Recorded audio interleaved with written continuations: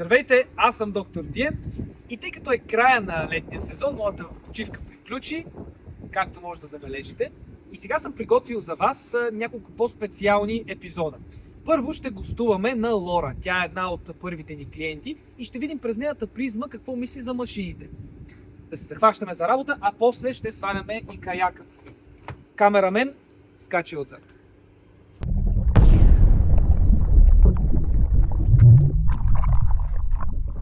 Здравей, доктор Тиен! Добре дошъл у дома! Благодаря, че прие поканата ни. За мен удоволствие. Знам, че това не ти любимия цвят кухня, обаче ми харесва кухнята ти. Така, предпочитам да е бяла, синя, нещо така свежо. Но такъв е живот. Синята е нашия цвят, знаеш. Добре, сега започвам да те питам няколко въпроса, Така. които може би са интересни на нашите зрители. Аз съм убеден даже в това. Първият от тях, може би най-съществения. Как и защо така си реши да се обърнеш към ионизаторите за вода? Как научи за тях? Кое те мотивира да си закупиш такъв ионизатор за вода? За съжаление или за радост, от болка. Имахме здравословни проблеми вкъщи. Мен така както ме гледаш сега, си ме представи с едни 50 кг отгоре. Бях на биорезонансна диагностика, бях на няколко семинара за здравословно отслабване и се запознах с ионизаторите за алкална вода.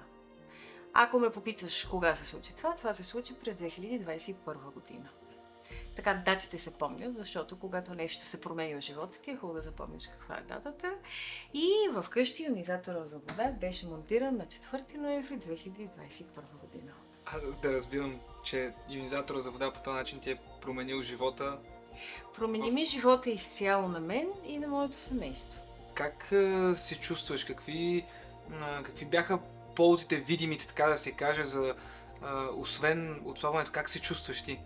Ами в нашето семейство винаги сме пили вода и винаги сме гледали да търсим някакъв начин за филтрация, да видим дали да не е бутилирана, каква да бъде, когато е бутилирана да бъде в стъклени бутилки. Аз, например, за себе си съм пила много вода, обаче не съм имала такова изпотяване, не съм пишкала толкова често и така нататък. Първото нещо, което се промени, когато започнахме да пием такава вода, е, че някак си организма започна да функционира по друг начин, започна да има обилно потене, започнах колкото вода пия, толкова да изкарвам. Започнахме, между другото, мъжа ми си излекува главоболие, той страдаше от тежка мигрена, за което ние знаехме, че трябва да има повече кислород. Разглеждали сме варианти за добавяне на кислородна бутилка, но с тази вода някак си успя и това да регулира. Така че промени всички аспекти от живота ни.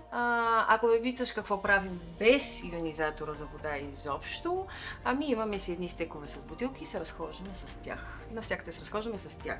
Неотдавна ми се наложи, така бяхме на път и си бяхме свършили водата и се наложи да си купя вода, която е бутилирана. Изпих една глътка и повече не пих.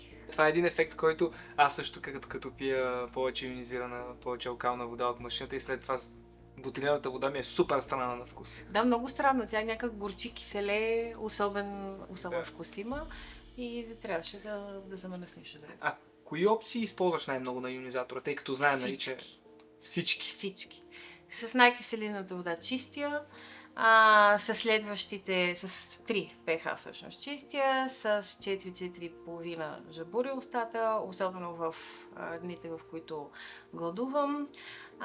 С 6 си измивам лицето, 7-7,5 давам на детето ми, то на 2 години и 3 месеца, вече от 8 до 10 пием, с 11 кисна абсолютно всичко, което влиза в къщи и се храни с него. И филтрите ми някъде издържат няколко месеца, т.е. много интензивно се ползвам. Не прескачаме периода на препоръчителен период за филтри. Да. Това е важно. Нашите зрители знаят защо вече сме правили видео за филтрите на машините. Добре, пропуснала съм го, трябва да се върна да го гледам. Ще го изпратя на лично. Добре. Спомена, че имаш дете. Кажи ми, то как възприема ионизатора за вода? Много добре, много му е интересно първо с копчетата. Това му е най-интересно с копчетата. Вече знае как да си пуска ионизатора. Пие само такава вода до 2 годишна възраст 7,5, но преди да стане на 2 годишна възраст, направи един невродерматит. Какво беше? Невродерматит ли беше? Не знам какво беше, не съм го водила на конвенционален лекар, но симптомите му бяха едно постоянно чесане, без обаче да има никакви зачервявания, без да има никакви пъпчици. Знайки, че когато те сърби някъде нещо, това означава, че тялото иска да се освободи от нещо и нещо го тормози. Аз реших, това беше преломния за него момент, в който за първи път пи pH 8,5. Вкарах му в режим 8,5 и също му бях сложила в една чашка с тампонче да се маже с 11 pH. На него много му харесваше, явно това го занимаваше също така и само ходеше и се топи, замажеше и се хваляше как се маже. Искам да ти кажа, че този невродерматит изчезна точно за една седмица. Така и не разбрахме от какво се появи, от храна ли беше, от нещо друго ли беше, препарати не съм сменяла перилни, но някак се успя да го изкара и от тогава вече в неговия режим има 8,5 pH. Той отказва да пие друга вода.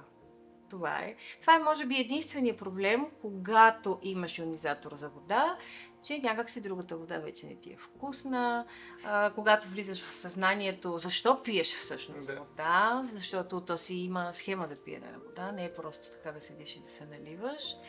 И може би така и подсъзнанието ти работи в тази посока. И това е някакси най-големият комплимент, който може да получат самата технология да получи. Може би да. Може би да. Би ли го препоръчал на други хора и защо би го препоръчала? Категорично да. То променя начинът ти на живот, променя начинът по който ти функционираш, променя статусът ти, здравният ти статус. Аз, между другото, така хората, като ме питат, които ме познават преди 4 ноември и след 4 ноември ме питат какво се случи, какво направи.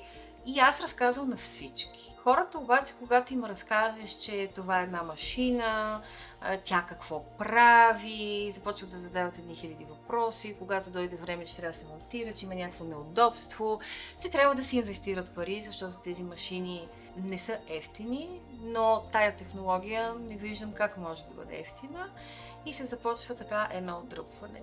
Това, което забелязвам в хората около мен, с които много съм говорила, е, че освен, че нямат никаква идея за това как се пие вода и защо пият вода, т.е. за хората водата и всички останали течности са едно и също нещо и правят едно и също нещо. Някак си, може би, защото е така по-невидимо, не е нещо, което да си купиш сега една кола и да се похвалиш с нея или някакъв друг апарат. Не е популярно. Не знам защо, в днешно време здравето не е популярно и защо се изиска толкова много усилия това да се популяризира. Може би ти знаеш по-добре от мен. Всички хора искаме да има незабавни промени в живота ни, според мен. Нали? И очакваме, като изпием една чаша вода, край живота ни да е променен. Не трябва да си някаква константност във всяко едно нещо в живота. Това е много интересно. В спорта, дори да пием вода, изисква 1 месец, 2 месеца. Човек да се изчисти, да започне да работи на ново. Знаеш ли какво ме попита една позната? Има нейна близка, която е диагностицирана с рак. Така много се интересува, чела е и ме помоли за една бутилка алкална вода да й дам, за да види дали това ще промени нещо в статуса на нейната близка. Аз, разбира се, съм човек, който има емпатия и не реагирах бурно, но просто обясних, че с една бутилка вода нищо не се прави. Това не е някакво хапче, а е навик, който трябва да стане абсолютно ежедневие и част от живота ти. Но ето това е начинът на мислене, който си заслужава хората да се популяризира тази технология, за да може хората да променят. Така. Надявам се с тази наша среща да променим живота на някой, да го мотивираме, да започне, може би да бъде по-константен във всеки един аспект от живота си, така че да го... Дано. За мен това в нашето семейство е една от най-разумните инвестиции, които сме правили. Много ти благодаря за което. И ти благодаря, че гостувах. Искаш ли да те почерпя една вода? Аз съм ветеран, така че може. Точно така. Тоест няма да те започвам с 7,5, направо може с алкална да започнеш. Това ми казваш, нали? Точно така.